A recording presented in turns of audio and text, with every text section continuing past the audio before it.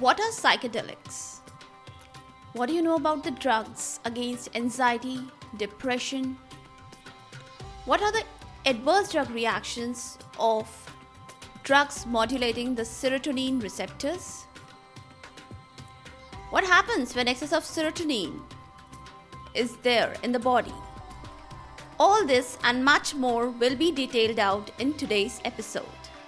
Welcome all to his Pharmacology Difficult podcast. I'm your host, Dr. Radhika Vijay, MBBS MD Pharmacology, and this is the audio hub to get the best simplified basic tips, strategies, methods, and lots of ideas to learn better, understand better, and make your concepts crystal clear. If you really find and if there's a question hovering in your minds, is pharmacology difficult? Lend me your ears for a while and let in the magic of knowledge. So let's go for the first question.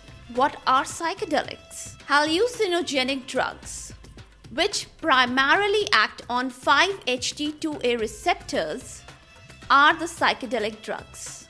Let's get this definition of psychedelics more sound and clear. These are the substances which are occurring in nature and they are naturally derived from the nature. They belong to three most important families, namely phenethylamine. The example is mescaline. Second, tryptamine. Example is psilocybin. And thirdly, ergot alkaloid derivatives. Example is capital LSD. And nowadays, modern synthetic psychedelics, they are also in vogue. Along with the activity on 5-HT receptors, additionally, activity on dopaminergic receptors and adrenergic receptors is also seen. These drugs are now recently used in therapeutics. Where and how, let's get to know. In the treatment of anxiety, depression, obsessive compulsive disorder, migraine, etc. Their possible mechanism is the heightened synaptic connectivity.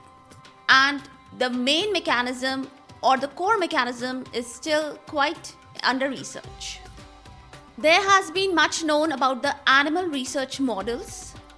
Psychedelics in the animal research models, they are used in the treatment of the inflammation disorders like asthma, ocular ailments, and even the cardiac ailments. Now let's shift our focus to the other drugs in the list today for the episode. We have drugs for anxiety and depression.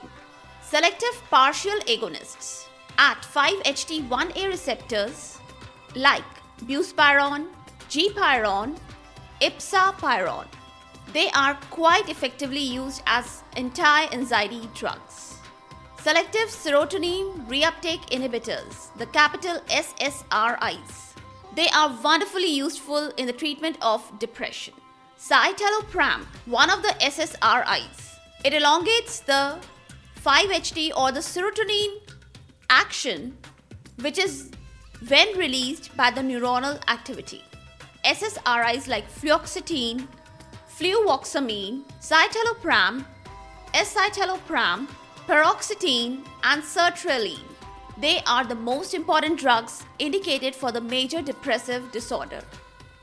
Vilazodone, it is also an SSRI. It's a partial agonist at 5-HT1A receptor and it has a unique mechanism of directly activating this receptor. So it has a quick onset of action. Another drug, viloxazine. It is indicated for attention deficit hyperkinetic disorder in children. And it is also indicated for depression. Its mechanism has been worked up recently. It shows antagonism at 5-HT2B receptor and agonism at 5-HT2C receptor. Now, let's turn the side of the coin. We cannot turn away our faces from the adverse drug reactions of SSRIs and SNRIs. That is, selective serotonin reuptake inhibitor drugs and serotonin and norepinephrine reuptake inhibitor drugs. The most important side effect is the sexual dysfunction or disorder. The major examples are erectile dysfunction, decreased libido, anorgasmia, etc. The mechanism of such kind of adverse drug reaction is still under work, that is in process. On the contrary, There is one of the drugs, flybenserine. It is agonist at 5-HT1A receptors and antagonist at 5-HT2A receptors. This is actually approved for the treatment of hypoactive sexual desire disorder, that is capital HSDD. Especially it is occurring in the premenopausal women. Now such a use or administration of flybenserine decreases the 5-HT or the serotonin levels in the cortex, while it increases the dopaminergic and adrenergic drug levels, that is the levels of dopamine and norepinephrine. Now this redistribution of monoamines is the suggested mechanism of action of this drug. Now next in our list are the drugs for the psychosis. Without any delay, let's get to know the name of the drug first. Pimavanserin. Now this drug is very effectively useful in treating hallucinations and the delusions that occur along with the Parkinsonism and also the associated psychosis. How would you get to know about the mechanism of the drugs? Well, the mechanism of this drug unfolds something like it's a selective inverse agonist at 5-HT2A receptors. It has a comparatively much higher selectivity at 5-HT2C receptors. Now, it serves much better than other antipsychotic drugs available in the market, especially for the psychosis associated with Parkinson's disease. Why? Because all other drugs, they additionally block the dopamine receptors and thereby they worsen the motor symptoms associated with the disease. So, pimavanserin, it is specifically useful in the psychosis associated with Parkinson's disease. Elsewhere for psychosis, the efficacy of this drug is yet to be determined. Lastly, let's wind up our talk with the talk about serotonin syndrome. What is serotonin syndrome? Well, in a very simple language, I would say that when the levels of serotonin or 5-HT increase much beyond in the body above the acceptable levels, then the condition is known to be serotonin syndrome. And why it happens and when it happens, the possible conditions are fresh antidepressant medication or therapy or very high doses of antidepressant medicines. Secondly, administration of the combination of capital SSRIs with norepinephrine reuptake inhibitor or with triptan, that is in case of migraine.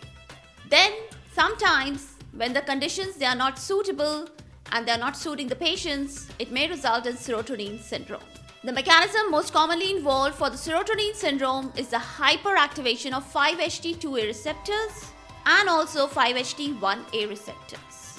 And the signs and symptoms include restlessness, confusion, diarrhea, increased heart rate, muscle twitches, fever, convulsions, loss of consciousness, and even in certain severe cases, it can result in death also.